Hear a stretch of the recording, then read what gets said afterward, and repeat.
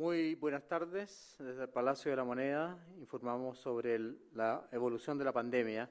Quiero agradecer a los canales de televisión, a las radios adheridas a esta cadena, Archi y No Archi, a los canales regionales y también agradecer al equipo comunicacional del Palacio de la Moneda. En todo el mundo la pandemia va en aumento. En los últimos 7 días los pacientes nuevos con coronavirus a nivel mundial han aumentado en 1.7 millones de pacientes diagnosticados. Este aumento de 1,7 millones de pacientes diagnosticados se produjo antes en 2 meses y medio, es decir, entre enero y el 10 de abril. Actualmente se ha producido este aumento en 7 días. Eso habla del avance que tiene la pandemia en el mundo. El aumento de los fallecidos también ha sido muy importante. De 40.000 casos fallecidos en 7 días, en este momento, comparando con lo que ocurrió antes, el mismo número de fallecidos, 40.000 fallecidos, se producían en 3 meses. Es decir, hemos bajado a 7 días para tener un aumento de 40.000 fallecidos en el mundo. Eso habla de esta tragedia, de este enorme desafío que significa la pandemia. Chile sigue avanzando paso a paso con una disminución de los casos confirmados a nivel nacional de un menos 14% en los últimos 7 días y de un menos 31% en los últimos 14 días, de un menos 14% en 7 días y menos 31% en 14 días. Y la positividad, como ven en el gráfico, de los test de PCR realizados ha llegado actualmente al 13%, muy cercano del 10% que algunos países utilizan para tomar medidas en el avance del paso a paso. En este paso a paso hemos querido que todos los ministerios de gobierno colaboren y participen. Es así como hemos tenido reuniones con deportes, con economía, con educación, en fin. Hoy día hemos invitado al subsecretario de Transportes, al señor José Luis Domínguez, para que nos presente el plan de movilidad del Ministerio de Transportes. Subsecretario, por favor, tiene la palabra. Muy buenas tardes. Gracias, ministro. Primero, entender de que sin duda nosotros vamos a ir paso a paso liberando para poder volver a la normalidad. Por tal motivo, hemos desarrollado una serie de medidas para resguardar y proteger tanto a los peatones como a los usuarios del transporte público. En este contexto, hemos desarrollado el Plan Nacional de Movilidad. Este plan se basa en 3 ejes. El primer eje tiene que ver con la reasignación del espacio público, el segundo con el refuerzo del transporte público y el tercero con un seguimiento, monitoreo y autoprotección. Este plan consta de 215 medidas y supera los 2.500 millones de pesos y se implementará a lo largo de todo el país. El plan, en lo que se refiere a reasignación del espacio público, tiene medidas como, por ejemplo, ampliar las zonas peatonales, por ejemplo, reasignar donde hay comercio, donde hay concentración de público. También tiene medidas como ciclovías, vamos a desarrollar 150 kilómetros de ciclovías, vamos también a delimitar muchas calles con zona de velocidad máxima 30 kilómetros por hora, de tal forma que puedan convivir el automóvil, el ciclista y el peatón. Y en el refuerzo al transporte público tenemos también varias medidas, como por ejemplo, incorporar la totalidad de la flota de tal forma de tener la mayor disponibilidad de espacio. Vamos a trabajar con universidades, colegios, escuelas, todo lo que es la industria, el servicio público, de tal forma de poder diferir la mayor cantidad posible en lo que se refiere a horarios, de tal forma de aplanar lo que es la hora punta. También vamos a desarrollar más de 180 kilómetros de pista solo bus. La pista solo uso es muy importante porque significa que el bus puede andar más rápido y si puede andar más rápido aumenta la capacidad, puede dar más vueltas y si da más vueltas aumenta la capacidad del transporte público. En lo que se refiere a monitoreo, desde nuestras unidades operativas de control de tránsito, nosotros vamos a hacer un monitoreo de dónde se están produciendo las aglomeraciones, de tal forma de poder traspasar esta información a las plataformas y también hacer un llamado muy importante a la población a usar las mascarillas en el transporte público porque evidentemente es una medida muy relevante. El plan de movilidad lo que busca es reducir las aglomeraciones en el uso del transporte público, que creemos que es lo más importante para poder hacer este retorno a la normalidad. Muchas gracias, subsecretario Domínguez. Hemos escuchado también el clamor de los mayores de 75 años y hemos ampliado, por lo tanto, el permiso para circular para los mayores de 75 años. He leído atentamente las opiniones de Patricio Bañados, de Gabriela Hernández, de Mary Rose McGill de Jarpa y en conjunto con los expertos del Ministerio de Salud hemos hecho algunos cambios y a partir del 25 de abril aumentamos la posibilidad de salir a 2 veces al día y a un tiempo de 60 minutos, siempre con acompañamiento y obviamente, a partir del 25 de julio, estamos en julio, durante 60 minutos, 2 veces al día, 2 horas, entre 10 y 12 y entre 15 y 17 horas, siempre con un acompañamiento, lunes, jueves y sábado, en las etapas de cuarentena y transición, y en las etapas de preparación, la siguiente gráfica, y apertura inicial, la salida es durante todos los días de la semana, durante 60 minutos, entre 10 y 12 o entre 15 y 17 horas, con acompañamiento. Por lo tanto, creo que es muy importante que los adultos mayores puedan salir, puedan ejercitarse, recuperar su masa muscular, mejorar la calidad de sus huesos. Aquellos que puedan hacer ejercicio en la casa o que no quieran salir, también pueden mantenerse en su hogar porque esto es absolutamente voluntario. Pero hemos escuchado las opiniones y entiendo perfectamente, obviamente, que se sentían frustrados al no poder salir a caminar. Queremos reparar esta situación. Como dice Patricio Bañados, que me gustó mucho esa palabra y espero que se entienda bien, porque lo dijo y lo digo yo entre comillas, él se va a someter a esta viejatón para poder volver a salir a hacer ejercicio. Un saludo a Patricio Bañados, que lo escucho siempre en la radio Beethoven. A continuación vamos a pasar a dar las cifras de hoy día a cargo del subsecretario de Redes Asistenciales. Muy buenos días. La situación en nuestro país a propósito de la pandemia por coronavirus es la siguiente. Durante las últimas 24 horas se reportan 2.371 casos nuevos de coronavirus, de los cuales 1.841 son de personas sintomáticas. Con esto, la cifra total de personas diagnosticadas con coronavirus en el país alcanzan las 338.759 personas, de las cuales ya se han recuperado 311.431. En cuanto a los fallecidos, de acuerdo a los decesos informados por el Departamento de Estadísticas e Información en Salud, en las últimas 24 horas son 116, con lo cual la cifra total asciende a 8.838 fallecidos en el país.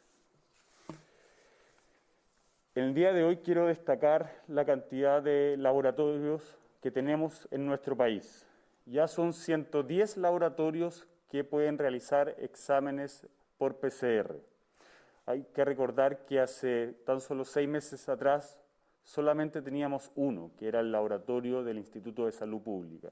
Y esto nos ha permitido poder realizar una cantidad de exámenes que hoy día diariamente podría llegar a 25.000 exámenes. Hay que recordar también todo el esfuerzo que han colaborado con esta red las universidades de nuestro país. Ya son 27 laboratorios que pertenecen a la red universitaria en 14 regiones, aportando el 15% de los exámenes procesados en nuestro país. Junto con agradecer a las universidades, también quiero destacar el trabajo del Ministerio de Ciencias, que fue junto con ellos con quienes trabajamos para poder levantar estos laboratorios de carácter universitario. El día de ayer se informaron 18.867 exámenes, acumulando 1.464.640 exámenes a nivel país. En cuanto a la cantidad de personas que se encuentran hospitalizadas en unidades de cuidados intensivos, esta cifra sigue descendiendo, obviamente concentrado mayormente el descenso en la región metropolitana de nuestro país, lo que nos ha permitido poder trasladar pacientes de las 3 primeras regiones del norte de nuestro país que están teniendo altos niveles de contagio para poder atenderlas de acuerdo a su gravedad. En cuanto a la cantidad de personas que se encuentran en estado crítico, al día de ayer se informaron 258 personas. Finalmente, en cuanto a la cantidad de ventiladores mecánicos disponibles, al día de ayer tenemos 498 ventiladores mecánicos para poder atender a cualquier ciudadano independiente de la ciudad en donde éste resida. Las residencias sanitarias ya suman 161, con 10.711 cupos, y de estos 5.611 utilizados. Finalmente, para entregar mayor información acerca de las residencias, quiero recordar el teléfono, es el 800-726-666. Eso es todo en cuanto al reporte del día de hoy. Muchas gracias, subsecretario Zúñiga. A continuación, pasamos a las preguntas del día. Buenos días. En el informe epidemiológico, donde se incluyeron datos de positividad y también de trazabilidad, en el punto de oportunidad de la investigación epidemiológica de casos, solo 4 regiones están bajo un 90% en la semana del 11 al 17 de julio. Sin embargo, en la tabla de casos nuevos con antecedentes de contacto estrecho o nexo epidemiológico, en esa misma semana ninguna región logra superar el 86%. Entonces la pregunta es, ¿cómo se explica eso? ¿Cuáles son las metas en este punto? ¿Y cuáles son los plazos para mejorar estos indicadores, considerando que es algo que debió potenciarse hace casi 5 meses? Muchas gracias por la pregunta. La contestará la doctora Paula Daza. Bueno, con respecto a la trazabilidad, ya hemos venido conversando en varios puntos de este reporte que la trazabilidad ha sido parte del plan desde el origen del plan COVID-19. En algunas regiones y en algunas comunas efectivamente se ha hecho un muy buen trabajo entre la Seremi de Salud y la atención primaria. En los últimos meses hemos fortalecido la estrategia de testeo, trazabilidad y aislamiento con estos 10 indicadores que están en la planificación. Y efectivamente, como usted dice, algunas regiones han tenido un porcentaje de trazabilidad menos al 80%, que es lo que nosotros aspiramos como mínimo para poder llevar una buena trazabilidad. Esperamos en aquellas regiones, sobre todo donde no hemos alcanzado el 90%, porque cuando uno ve la última semana, en muchas regiones hemos alcanzado el 90% y idealmente el 100%. Esperamos de aquí a una semana esas regiones, particularmente que no han alcanzado el 90%, lo alcancen en los próximos días. Y aquí, esas son las metas: alcanzar el 90%, que es lo que hemos hecho. Hemos fortalecido en forma importante el trabajo de las Seremis de Salud, junto con la atención primaria. Hoy día ya tenemos más de 4.000 trazadores a lo largo de nuestro país, principalmente en aquellas regiones, en aquellas comunas donde hemos visto que el número de casos es mayor. También se ha fortalecido el trabajo con la atención primaria y hoy día ya tenemos lo que hemos dicho, que EpiVigila se ha fortalecido una de las funciones más importantes, que es identificar y poder subir en la plataforma en forma oportuna los contactos estrechos. Y esto es muy importante porque desde el nivel central podemos ir monitoreando día a día cómo va cada atención primaria llevando a cabo estos casos activos y cómo van subiendo los contactos estrechos y poder llevar un feedback a cada uno de los consultorios. La trazabilidad nos permite efectivamente con la tecnología hoy día poder llevar en forma mucho más oportuna el monitoreo de la trazabilidad, que es testeo, trazabilidad y aislamiento. Muchas gracias, doctora Daza. Siguiente pregunta. Muy buenos días, ministro y subsecretarios. En España, Italia, Francia y los Países Bajos se esperó alcanzar 20 casos por millón de habitantes para iniciar una reapertura segura. En Chile, hasta hace una semana se tenían 113 casos en promedio por millón de habitantes. Según un informe del Centro Latinoamericano de Políticas Económicas y Sociales de la Universidad Católica, de continuar el descenso sostenido de cifras entre finales de agosto y mediados de septiembre se podría alcanzar los 20 casos por millón de habitantes. ¿Ustedes están de acuerdo con esas proyecciones? Y de ocurrir ese escenario, ¿estaría planteada una reapertura total o mayor a la prevista en el país? Gracias. Muchas gracias, el Líbero. La verdad es que el informe de CLAPES coincide con algunas de nuestras apreciaciones. De ninguna manera nosotros vamos a hacer una apertura total y brusca. Es una apertura muy lenta, una apertura paso a paso, como hemos dicho. Y según los cálculos de CLAPES, se presentan 3 escenarios posibles para el día 15 de agosto. Un escenario con el aumento diario de 942 casos, un segundo escenario con un aumento diario de 629 casos y un tercer escenario con un aumento diario de 418 casos para el día 15 de agosto. Esto considera cifras de 50 casos por millón, 32 casos por millón y 21 casos por millón. Por lo tanto, si nosotros llegamos el 15 de agosto a tener 418 casos diarios nuevos reportados en el informe, podríamos alcanzar las mismas cifras que alcanzó Europa. Sin embargo, con respecto al cálculo por fallecidos por millón de habitantes, nosotros estamos bastante más avanzados. Italia liberó gran parte de sus restricciones con una tasa de 5 fallecidos por millón de habitantes diarios. Nosotros ya estamos en 4 fallecidos por millón de habitantes diarios. Por lo tanto, si tomamos en cuenta ese factor, estamos más avanzados, pero si tomamos en cuenta el factor de nuevos casos por millón de habitantes diarios, estamos más atrasados. Esperamos en agosto tener buenas noticias, obviamente, si es que seguimos disminuyendo los casos diarios de nuevos pacientes diagnosticados. Pero sí compartimos el informe CLAPES, lo encontramos muy interesante y obviamente lo analizaremos en su mérito para condicionar o avanzar en nuestras propias medidas. Muchas gracias. Hola, buenos días.